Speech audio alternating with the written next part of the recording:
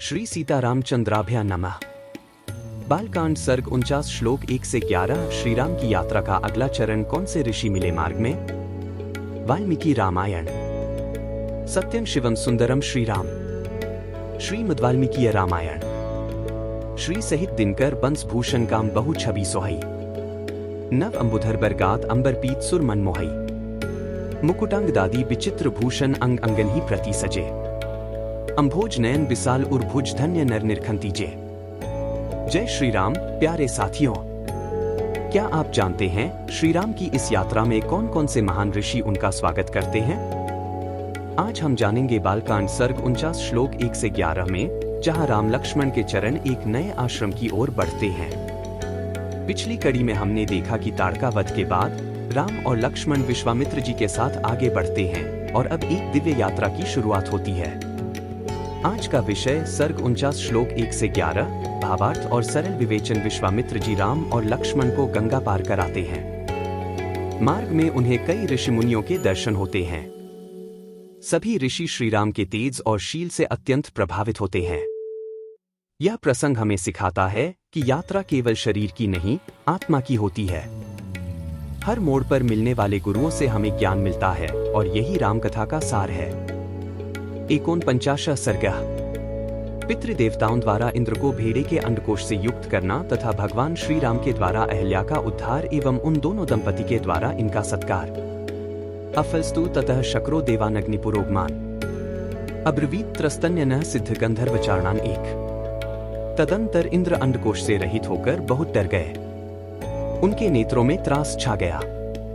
वे अग्नि आदि देवताओं, सिद्धों, गंधर्वों और चारणों से इस प्रकार बोले। 1 कुर्वता तपसो विघ्नं गौतम से महात्मनः।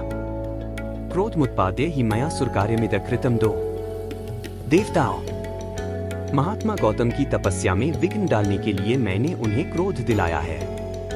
ऐसा करके मैंने यह देवताओं का कार्य ही सिद्ध किया है। 2 अफ्लोस्मिकृतस्तेन क्रोधात् सा च निराकृता। शाप मोक्षेण महता तपोस्या पहरितम मया। 3 मुनि ने क्रोधपूर्वक भारी शाप देकर मुझे अंडकोश से रहित कर दिया और अपनी पत्नी का भी परित्याग कर दिया। इससे मेरे द्वारा उनकी तपस्या का अपहरण हुआ है। तन्मासुरवराः सर्वे सर्षसंघाः सचारणा। सुरकार्यकरण यूयं सफलं कर्तुमर्हत्। 4 यदि मैं उनकी तपस्या में विघ्न नहीं डालता तो वे देवताओं का राज्य ही छीन लेते। अतः ऐसा करके मैंने देवताओं का ही कार्य सिद्ध किया है। इसलिए श्रेष्ठ देवताओं, तुम सब लोग, ऋषि समुदाय और चारणगण मिलकर मुझे अंडकोश से युक्त करने का प्रयत्न करो। 4 शतक्रतोर्वचः श्रुत्वा देवाः साग्निपुरोगमाः। पितृदेवानुपैत्याहुः सर्वे सह मरुद्गणः। 5 इंद्र का यह वचन सुनकर मरुद्गणों सहित अग्नि आदि समस्त देवता कव्यवाहन आदि पितृदेवताओं के पास जाकर बोले। 5 अयं मेष सवृषण शक्रो ह्यवृषण कृतः। मेषस्य वृषणो गृह्य शक्रायाशु प्रयच्छच्छे। पितृगण, यह आपका भेड़ा अंडकोश से युक्त है और इंद्र अंडकोश रहित कर दिए गए हैं। अतः इस भेड़े के दोनों अंडकोशों को लेकर आप शीघ्र ही इंद्र को अर्पित कर दीजिए। अफलस्तु कृतो मेषः परान् तुष्टे प्रदास्यति। भवता हर्षणार्थं च ये च दास्यन्ति मानवाः।